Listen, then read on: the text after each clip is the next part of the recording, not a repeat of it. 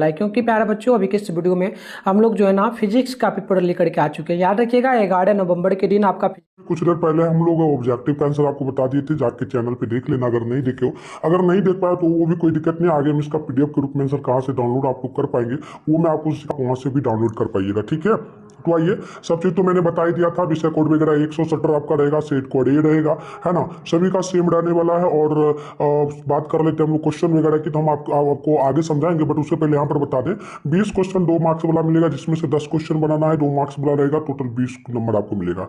6 question आपको 5 marks वाला दिया जाएगा, जिसमें से 3 क्वेश्चन बनाना है, 5 नंबर वाला है तो 15 नंबर मिलेगा। 15-20 आपका हो जाएगा 35 नंबर सब्जेक्टिव का, और ऑब्जेक्टिव का भी 35 नंबर, ठीक है।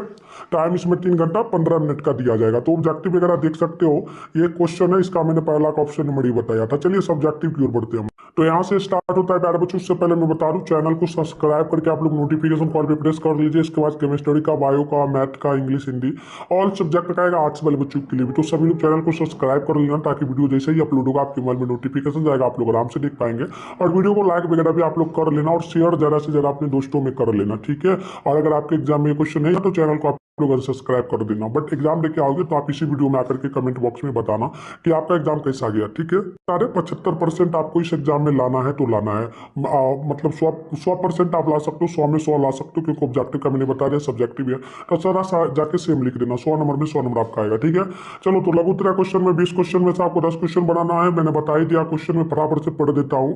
पहला क्वेश्चन है कि पैरावैद्युत शक्ति तथा अपेक्षिक पैरावैद्युतांक को परिभाषित करें। 2 नंबर क्वेश्चन की अगर बात करेंगे तो बोला आपसे गया कि एक अवशिष्ट जो ना आवष्टि चालक की ऊर्जा का व्यंजक निकाले। आगे बढ़ते हैं। अगली क्वेश्चन यहाँ पर 3 नंबर बोला गया आपसे, किसी चालक की धारिता से क्या आप क्या समझते हैं, चालक की कारकों को लिखे। नेक्स्ट क्वेश्चन 4 नंबर है, एम्पियर का परिपथ्य नियम क्या है। अगली क्वेश्चन देखेंगे आप लोग तो 5 नंबर है, लेंस की क्षमता की परिभाषा दे, इसका ऐसा मात्रक लिखे। अगली क्वेश्चन आप लोग यहाँ पर देखेंगे तो 6 नंबर है, प्रश्न की भंवर धाराएं क्या हैं, इसके 2 अनुप्रयोगों को लिखे, ठीक है। नेक्स्ट क्वेश्चन 7 है, वातहीन धारा क्या है। अगली क्वेश्चन आप लोग देखेंगे 8 नंबर, तो बोला गया और 5.0 गुना 10 पर पावर माइनस 8 कूलाम्ब बिंदु आवेश से कितनी दूरी पर विद्युत 450 न्यूटन बटे कूलाम्ब होगी। तो ये 8 नंबर क्वेश्चन है। 9 नंबर की अगर बात करेंगे तो बोला गया संवहन वेग क्या है, इसका व्यंजक निकाले। 10 नंबर है, ब्लूस्टर का प्रकाश ध्रुवन का नियम लिखे।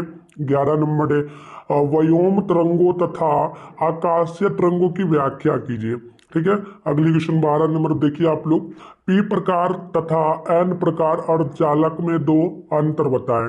चलिए नेक्स्ट क्वेश्चन देखते हैं 13 नंबर को। तो 13 नंबर है आपका, क्यों ट्रांजिस्टर का आधार अल्पमादित होता है।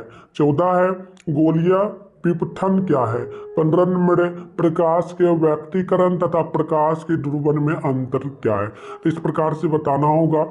आगे देखिए आप लोग 16 नंबर क्वेश्चन है, एक इलेक्ट्रॉन की गतिज ऊर्जा 400 ईवी है, तो इसका जो ना इसका ब्रोगली तरंग H बराबर 6.63 गुना 10 पर पावर 34 JS आपको निकालना होगा, ठीक है।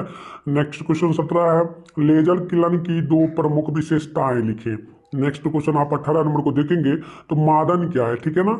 आइए नेक्स्ट क्वेश्चन की ओर बढ़ते हैं। 19 नंबर प्रश्न देख लीजिए, बोला गया निम्न चित्र में प्रदर्शित परिपथ में अस्थायी अवस्था में सेल से प्रवाहित कीजिए बैटरी का आंतरिक प्रतिरोध नगण्य है और संधारित्र धारिता 0 है, तो निकालना हो। देखो इंग्लिश मीडियम बच्चे के लिए हम जो है आंसर नहीं निकाल पाए हैं। अगर आप लोगों का कमेंट आएगा तो मैं बिल्कुल गूगल में डाल दूंगा इसके सब इंग्लिश में।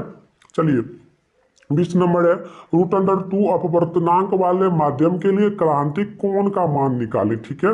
तो ये 2 नंबर वाला क्वेश्चन था। अब लॉन्ग क्वेश्चन है, इसमें आपको मैंने बताया ही 6 क्वेश्चन में से 3 क्वेश्चन का जवाब देना, 5 मार्क्स मिला तो 15 नंबर कंप्लीट आपको यहाँ पर मिल जाएगा। चलो तो क्वेश्चन देख लो।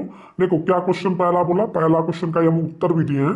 विद्युत क्षेत्र की तीव्रता की परिभाषा दे, एक विद्युत के कारण विद्युत किसी बिंदु पर विद्युत क्षेत्र की तीव्रता का व्यंजक प्राप्त करे, ठीक है। आइए आगे बढ़ते हैं। 22 नंबर क्वेश्चन देख लीजिए आप लोग।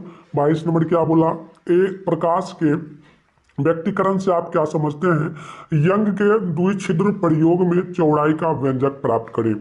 23 नंबर है, बोर्ड का परमाणु मॉडल की अविगृहित क्या है? बोल के सिद्धांत पर हाइड्रा व्याख्या करें। आइए आगे बात कर लेते हैं हम लोग 24 नंबर क्वेश्चन की। तो देखो 24 नंबर जो आपसे पूछा गया, प्रश्न है आइंस्टाइन जो ना आइंस्टाइन का प्रकाश विद्युत समीकरण लिखे तथा इस समीकरण की सतह विद्युत प्रवाह की व्याख्या करें। नेक्स्ट क्वेश्चन 25 नंबर बोला गया, एक द्वि उत्तल लेंस की फोकस दूरी यदि 20 सेंटीमीटर है, जब एक वस्तु को इसके विपरीत उत्तल में 50 सेंटीमीटर तक चलाया जाता है तो इसके प्रतिबिंब का आवर्धन m25 है, 25 से n जाता है। तो बताइएगा जो है ना m क्या जाता है, m50 जाता है। तो इसका अनुपात m25/m50 का मान ज्ञात करना है। तो इस प्रकार से 25 नंबर क्वेश्चन आपका था। अगर बात करेंगे 26 नंबर क्वेश्चन की, तो बोला गया ऊर्जा जो ना पट्टियां क्या है, इनका निर्माण कैसे होता है? चालक अर्धचालक पदार्थ के अंतर को ऊर्जा पट्टियों की संरचना के आधार पर स्पष्ट करना है। तो ये आपका शॉर्ट को मतलब लॉन्ग क्वेश्चन था। अब आंसर की बात कर ले तो देखो आंसर भी हम पूरा लेकर के अच्छे से आ चुके हैं, अच्छे से सारा आंसर बताएंगे आपको।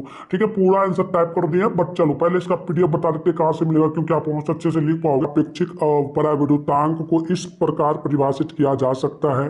तो आप लिखेंगे पहला यहाँ पर नंबर दे करके लिखना, तो काफी अच्छे से नंबर बोर्ड एग्जाम में आपको मिलेगा। नंबर दे देना, नंबर 1 नंबर 2। ठीक है, तो लिखना नंबर 1 में किसी पदार्थ की विद्युत तनाव को बिना टूटे सहने की क्षमता को पराविद्युत शक्ति कहते हैं। दूसरा में लिखिएगा आप लोग कि किसी पदार्थ की विश्व जो ना विद्युतशीलता को निर्वात की विद्युतशीलता से भाग करने पर जो संख्या प्राप्त होती है उसे आपेक्षिक पराविद्युतांक कहते हैं। इसे पराविद्युत स्थिरांक भी कहा जाता है। तो इस प्रकार से पहला का आंसर हो गया। 2 नंबर क्वेश्चन का आंसर देखिए यहाँ से होगा, किसी जो ना अनाविष्ट चालक को जो ना आविष्ट करने में संपादित कार्य को चालक की ऊर्जा यानी कि स्थितिज ऊर्जा कहा जाता है। माना कि किसी चालक को स्मॉल क्यू आवेश देने से उसका विभव शून्य से बढ़ करके भी जाता है, भी लिखा है ना। तो अतः आवेश द्वारा संपादित कार्य समीकरण 1 चूंकि 2 एवं 3 स्थितिज ऊर्जा के व्यंजक हैं। तो इस प्रकार से होगा। और आगे देखिए, है ना, तो इस प्रकार से हो जाएगा। बस इतना ही, 2 नंबर में इतना आंसर होगा। अगर 3 नंबर की बात करेंगे तो देखो यहाँ पर क्या होगा आंसर, किसी चालक की धारिता उसे दी गए आवेश तथा इस आवेश के कारण उसके विभव में होने वाली वृद्धि के अनुपात को कहते हैं। अर्थात मात्रक विभव में वृद्धि के लिए दिए गए आवेश की मात्रा को उस चालक की धारिता कहते हैं। तो इस प्रकार से 3 नंबर का प्रॉपर आंसर होगा। 4 नंबर की अगर बात करेंगे तो देखो आंसर होगा, एम्पियर का नियम कहता है कि किसी भी बंद सतह से गुजरने वाला फ्लक्स यानी कि स्मॉल बी बंद सतह से घिरे क्षेत्र से गुजरने वाली धारा म्यू 0 गुना होता है। चुंबकीय क्षेत्र के लिए गॉस का नियम विद्युत क्षेत्र के लिए गॉस के नियम के समान ही उद्देश्य पूरा करता है। तो इस प्रकार से 4 नंबर का आंसर होगा। 5 नंबर के आंसर की अगर हम लोग बात करेंगे तो आप देखेंगे लेंस की क्षमता का ऐसा मात्रक डायोप्टर होता है, इसे डी अक्षर से दर्शाया जाता है। यदि फोकस दूरी कैपिटल एफ को स्मॉल एफ को मीटर में व्यक्त किया जाता है तब क्षमता को डायोप्टर में व्यक्त किया जाता है। एक डायोप्टर एक लेंस की क्षमता है जिसकी फोकल लंबाई 1 मीटर यानी कि 1d बराबर 1 m/−1 है। तो इस प्रकार से 5 नंबर का आंसर हो जाएगा। देखो शॉर्ट में 10 क्वेश्चन बनाना है तभी आपको 2 मार्क्स मिला, तो 20 नंबर मिलेगा। तो मैं सारे 10 क्वेश्चन का आंसर बताऊंगा, ठीक है, एक्स्ट्रा में एक भी नहीं बताऊंगा। तो देखो 6 नंबर का आंसर होगा कि चित्र में एक धातु की प्लेट PQR एक स्थिर चुंबकीय क्षेत्र के सामान्यता रखा जाता है। यह प्लेट कागज से समतल होती है। जब इस प्लेट को चुंबकीय क्षेत्र से बाहर खींचा जाता है तो प्लेट के क्षेत्र के रूप में चुंबकीय प्रभाव में कमी के कारण भंवर धाराएं विकसित होती है। चुंबकीय क्षेत्र में परिवर्तन होता है। तो ये 6 नंबर का कंप्लीट आंसर हो जाए। नेक्स्ट क्वेश्चन की अगर बात करेंगे तो यहाँ पर हम लोग 7 नंबर का आंसर दे। अच्छे से देखिए आप लोग, बिंदु आवेश से 1 मीटर की दूरी पर विद्युत क्षेत्र स्तंभ में पहली बार प्रवेश करती है।